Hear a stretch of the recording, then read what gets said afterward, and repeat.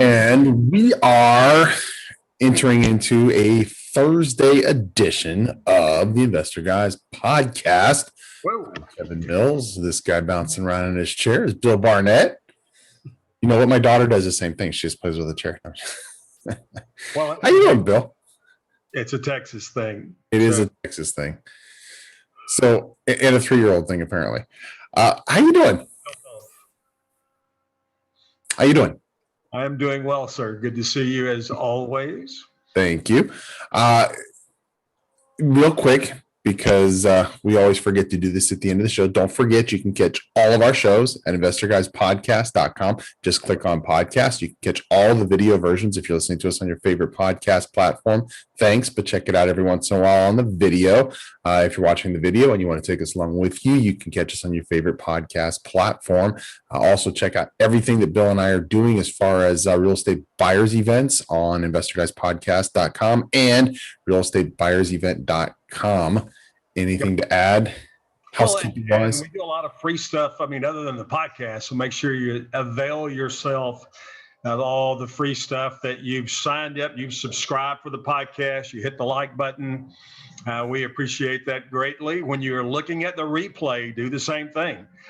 So a lot of people think they only need to do that if they're listening live. No, do that on the replay as well. Hit the subscribe, hit the like. We're getting there. We're over 100. Those are getting loaded in, and we're excited to have you guys here. And today, Kevin and I had talked about doing some conversations about commercial. So, episode 110, by the way, and not just commercial, but commercial property. And a lot of people think that commercial property is something they have to graduate into. And it is not necessarily a good first investment if you're just starting out. Not that it's not a good investment. It's just a little more moving pieces to understand.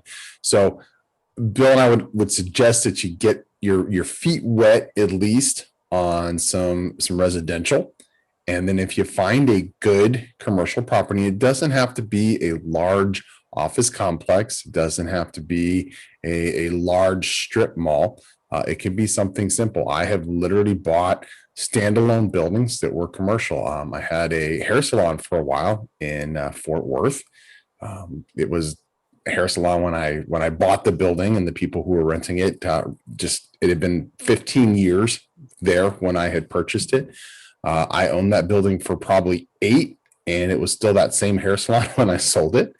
There's just all types of different commercial properties that you can buy, but there are some different moving parts to purchasing commercial properties. And we want to talk to you guys today about that, make you guys aware of them so that if you find that good deal, it's something that you can work. Even if you're not buying it yourself, you know what to expect so that maybe you can wholesale it out or partner up with somebody else on it.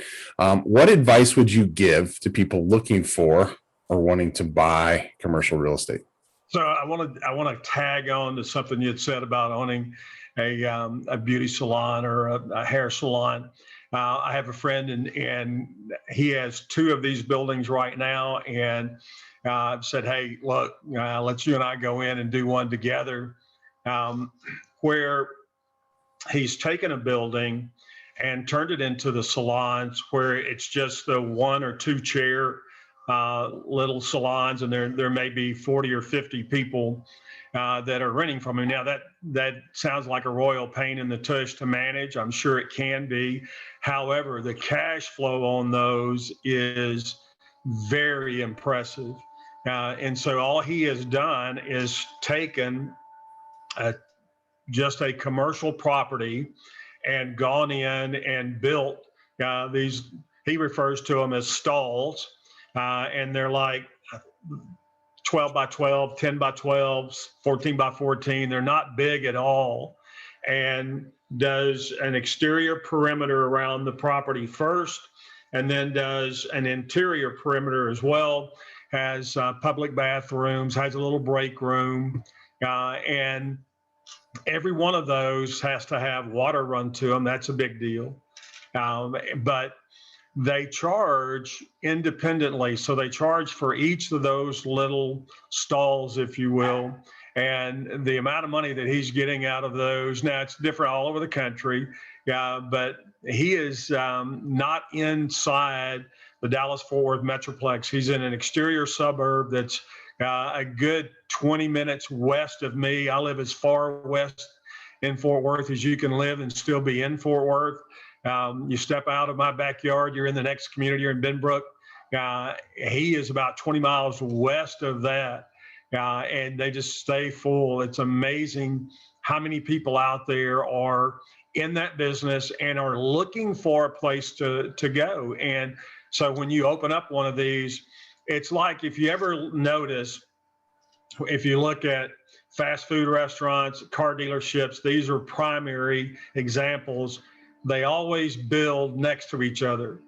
It's rare that you're going to find a McDonald's sitting out in the middle of nothing by itself. You're going to have a McDonald's, and you're going to have Taco Bell, you're going to have Kentucky Fried Chicken, you may have a Burger King or whatever. Wendy's, yeah. You're going to have several very close together. And a lot of times they are literally next door to each other. And car dealerships are very famous for this, where you see just a row of them. Every town of any size has their automobile dealership row. Right up from where I live on one of the main thoroughfares is about 6 dealerships in a row. And that's common because they all feed off of each other's advertising. This symbiotic relationship works the same way for hair salons. So when you're looking at the possibility of what it would be to be able to get a commercial property, that's one that I am personally looking into. Kevin's already been in that space, but we'll keep you posted on that. And it's a very good cash flow. What are we talking about? 40% or more cash on cash monthly. This fits into that scenario. Absolutely. We'll be back in just a second because we're up on a break, and then a couple of things I wanted to add on that, and we'll move on to just other types of commercial properties that you should be keeping your eye on. Las Vegas isn't only a great city to visit, it's a great city to invest in. Bill and I both have been investing in the Vegas area for decades, and that's one of the reasons why we have our real estate buyers event in Las Vegas, Nevada. Check out the same strategies, the same types of properties, the resources that we're using here on the ground, the people that we're using here on the ground to get the same types of returns that we're getting here in Las Vegas. The Real Estate Buyers Event, that's realestatebuyersevent.com. Read more about this event, find out where we're going to be, including when we're going to be in Vegas next, and register. We'll see you soon.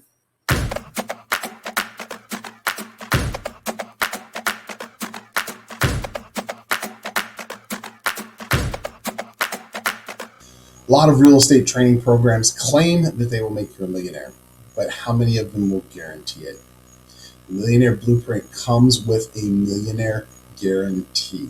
I guarantee that if you use the strategies and you use the formulas that you learn in the Millionaire Blueprint, you will be a millionaire. I guarantee that with a double your money back guarantee. Whether you have hundreds of thousands of dollars to invest or absolutely nothing, it doesn't matter. I'm going to show you how to start investing and be a millionaire guaranteed. Now, I can't tell you all about it in this short amount of time, so go to the guaranteedmillionaireblueprint.com. That's the guaranteedmillionaireblueprint.com. Watch the videos there. Read about the guarantee. Read more about what we offer with the Millionaire Blueprint. Get signed up. I'll see you in Palm Beach.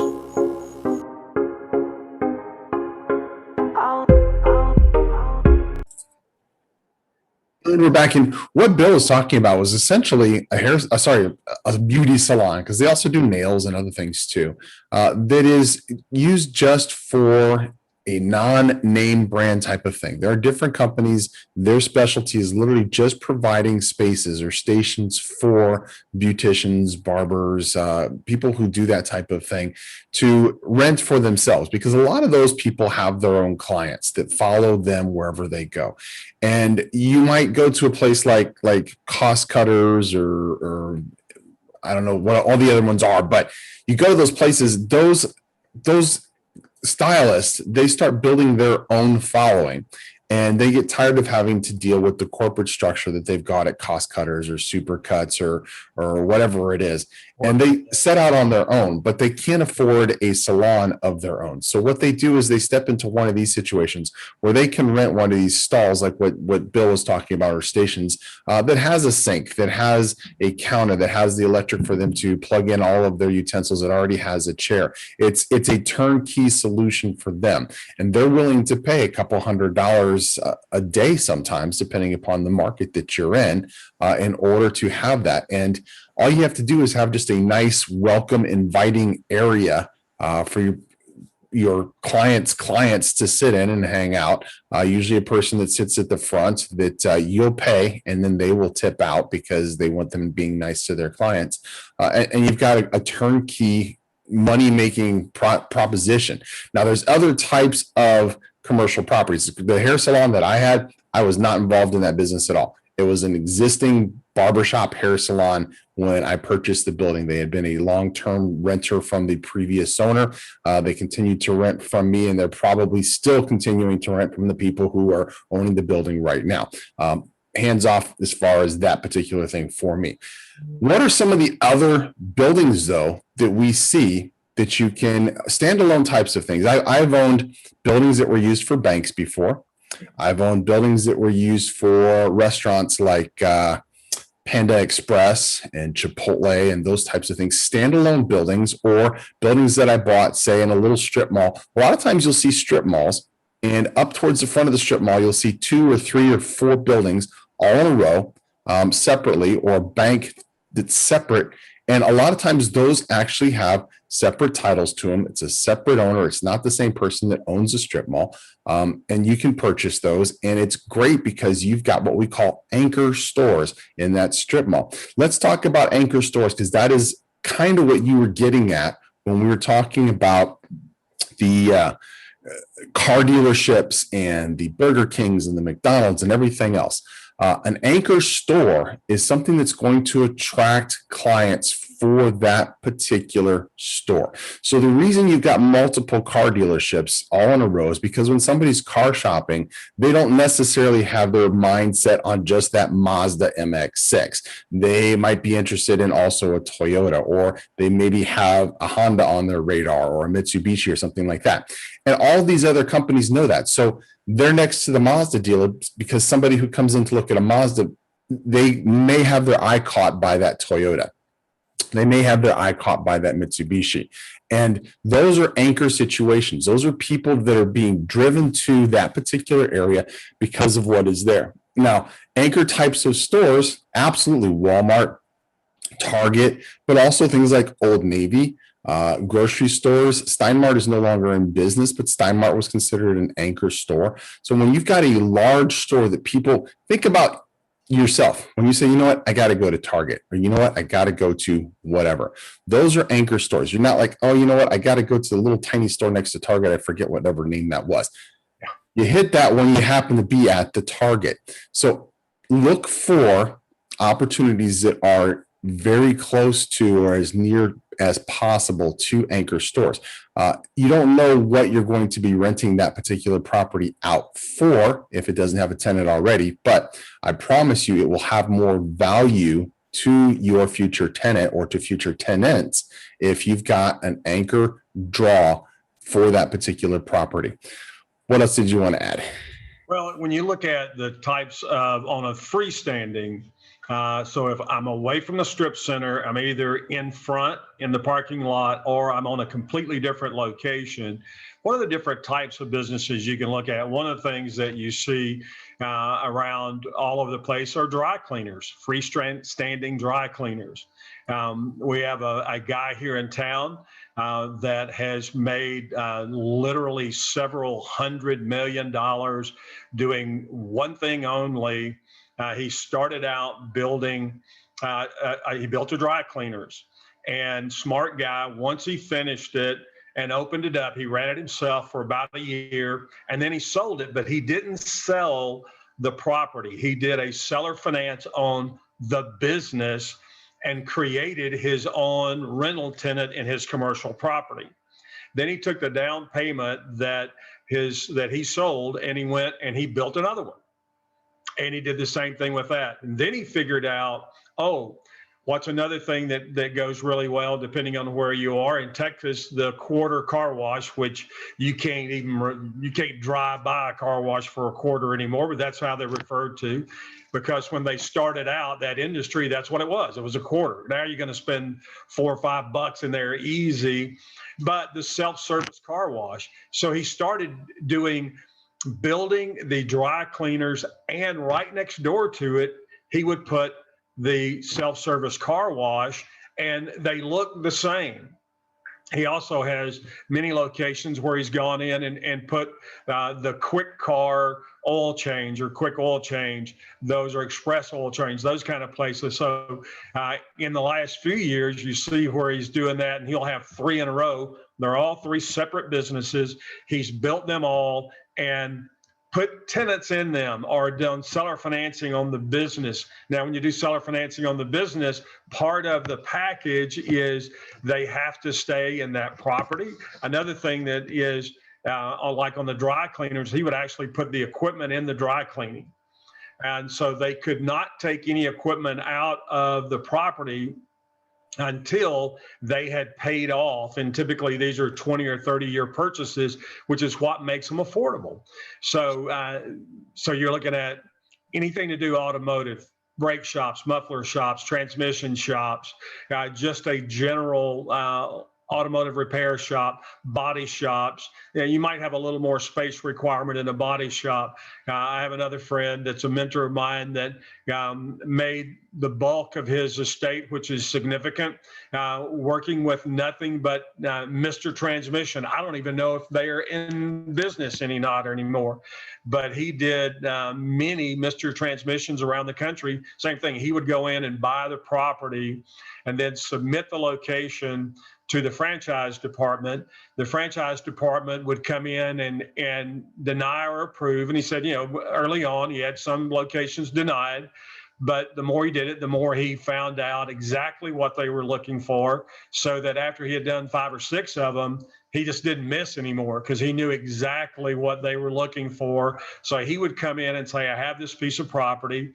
They would say, fine. And they would hire him to build their building, providing the blueprints. He would build their building, and they would put a tenant in there for a minimum of 10 years. So he owned the property and he owned the building, and the Mr. Transmission provided him the tenant, and the tenant would be there for a minimum of 10 years and did extremely well. I know we're up on break around. Up on a break, yeah, and we'll continue on that line of thought when we get back. We're back in just a second. Are you ready to start adding performing properties to your portfolio, high performing properties to your portfolio? If so, check out the Real Estate Buyers event. Once a month, with the exception of December, Bill and I host a real estate buyers event in a high performing market where he and I are both investing. He and I both have experience. We share our experiences, our resources, what to buy, what not to buy, where not to buy, what strategies to use to get great returns on your investment in these markets. If you want to read more about it and you want to join us for one of these future real estate buyers events, go to realestatebuyersevent.com. That's realestatebuyersevent.com. We'll see you there.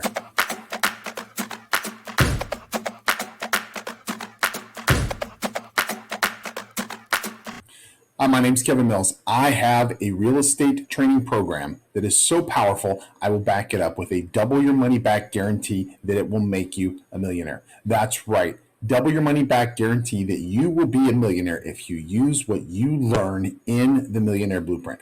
I call it the Guaranteed Millionaire Blueprint, and you can read more about it and watch more videos at guaranteedmillionaireblueprint.com. That's guaranteedmillionaireblueprint.com. Check it out. All the information is there.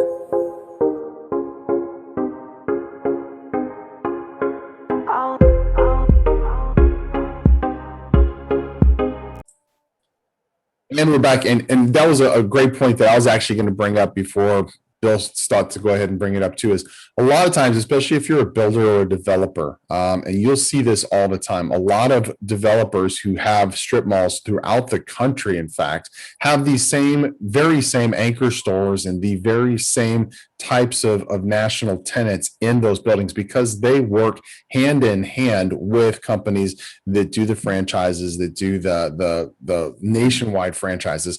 Things like Amco, Mr. Transmission, Meineke is another one. You'll notice Meineke buildings, they all look pretty much the same. Speedy Muffler buildings all look pretty much the same.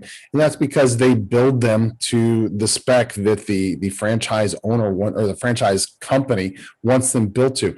The person who built that built it specifically most times to be a Meineke muffler, or to be a Speedy Muffler, or to be a Midas, or to be something along those lines. So if you were going to get into development end, that would be something that you would definitely want to look into. And that's a volume situation. That's something you're probably not going to be doing for another few more years once you get this. You need to be looking at who is going to be locally interested in your property, because that's going to be your quickest, most accessible, most interested parties to start off with. Usually, if you've got a national client, there's usually more hoops for them to jump through. They usually are better, longer, more stable clients, but it may mean that your property may not be rented for another 6 months or another 8 months while they're jumping through all the hoops, while they're doing all the little, screws and buttons and everything else that have to be put into that property for them to be happy with it. So consider all these different things when you're going into it. Now, one of the things that makes it easier for you to attract or deal with those larger clients is to have multiple different units that you can put some local clients into that are ready to rent right away, because they are chomping at the bit to start their boutique, or they're chomping at the bit to start their hair salon, or they're chomping at the bit to start whatever business it is that they want. They've saved up their money. They're ready to rent. You're going to get them in there quickly, versus, say, a long-term client like, say, Bank of America, that wants to make sure that there's the right density in the market, and they have to do this study and they have to do that study, and it's going to take 5, 6, 7, 8 months. Now, they'll give you typically a deposit to hold the property, but it won't necessarily be equivalent to the rent that you would be able to get once they move in. So consider kind of a mix so that you can attract different people and have different types of tenants in there. I promise you, if Bank of America is one of your clients, they're going to be a long-term client, because they do a lot to develop that property. They install a safe. They've done extra lights that they put into the parking lot. They've done a lot of additional work. They're going to be there longer term than, say, mom and pop who wanted to open a boutique, who will probably be there 3, 4, 5 years before they realize that it's not the business opportunity that they thought it was. So I see you nodding your head a lot.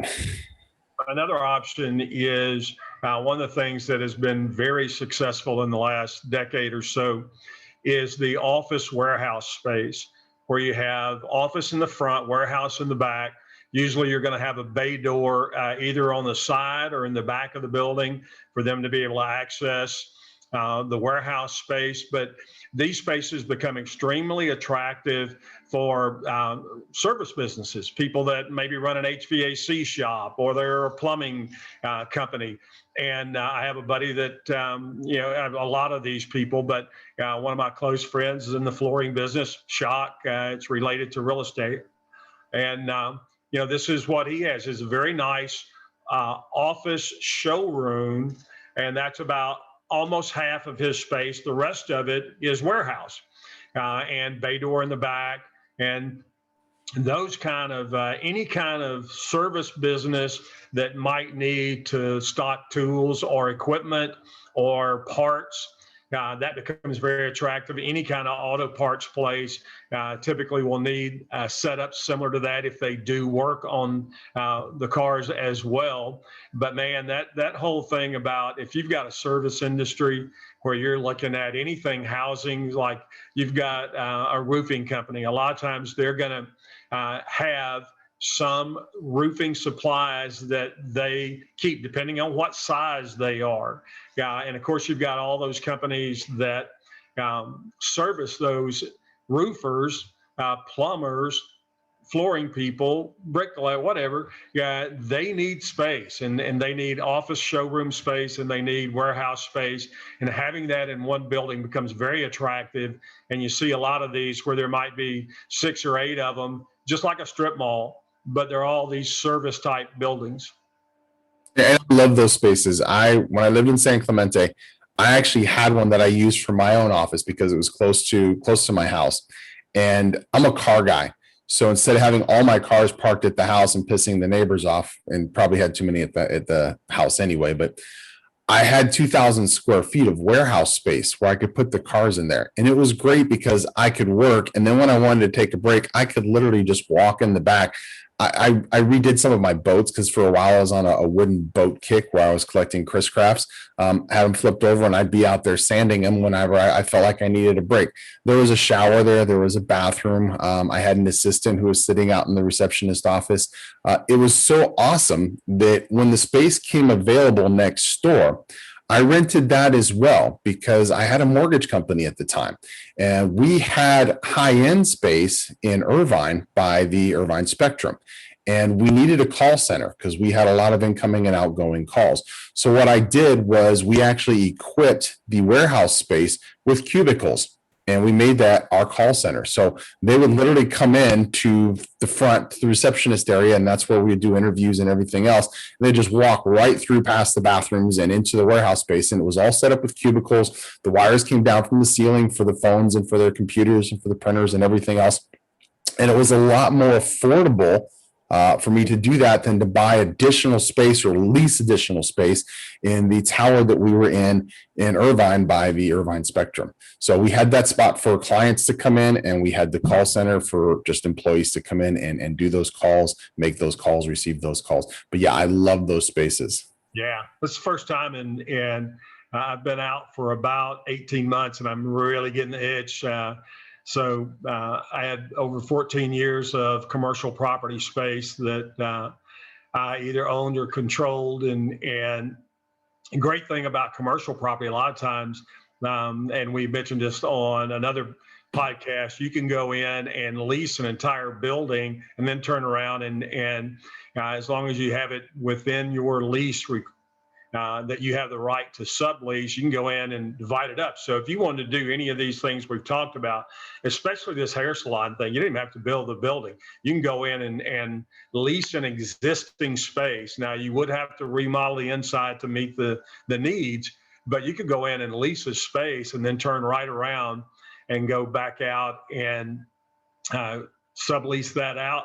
Just make sure that you've got a long-term option there. So you don't get the rug jerked out from under you. I'd say absolute minimum 10 years, but great way to be able to play in the commercial game. And again, what Kevin and I are always looking at is that minimum 40% cash on cash return as an absolute floor minimum. And as long as the numbers work, real estate is all about the numbers. And when the numbers work, this is the sweetest business in the world. Yeah. And again, consider long-term leases for a master lease and then subleasing out. And think outside of the box. One of the things I was looking at, you're going to like this, Bill, this morning, literally before we went on to our show, I found a resort in Marathon, which is in the Florida Keys. The entire resort is for lease. The entire resort, all 12 houses. There's 12 houses in the resort. There's a beach, there's a pool, there's boat docks, everything else. It even comes with boats. Okay. The entire thing is for lease. I could lease the entire thing and then sublease each one of those houses out for vacation rentals because it's the Florida Keys. So I still have to run the numbers on it and see if it makes sense. But that's kind of an outside the box type of thing. I'm sure that's not what they were thinking when they put it up. They probably thought that somebody would want to run it as a resort. I'm just going to do it as vacation rentals because that's what works for me. Again, I'll have to run the numbers to see if that's something that works. If it does, I'll come back and I'll let you guys know what's going on with that. But yeah, don't be afraid to think outside the box. Don't be afraid to find creative solutions and creative, outcomes. Don't create problems though. So. Anything to add before you wrap up? Yes. In case that went over your head, let me know if you need a partner. Oh, yeah, absolutely. I was going to say, I probably will be looking for money partners just because those are the types of things I'm looking for now. So, and it wasn't even that much, but I will absolutely let you know after I do the numbers. Get off here. Okay, All right. cool. You want to be the live on manager, right? Yep. Subscribe, like, hit the bell, get the notifications, do all of that so that we can grow the channel and get you more great real estate information. Thanks for being a part of our audience. We appreciate every single one of you, and join us next Tuesday. Yes. And most importantly, get started if you aren't already. Have a great week. Thanks, Bill. I'll see you later.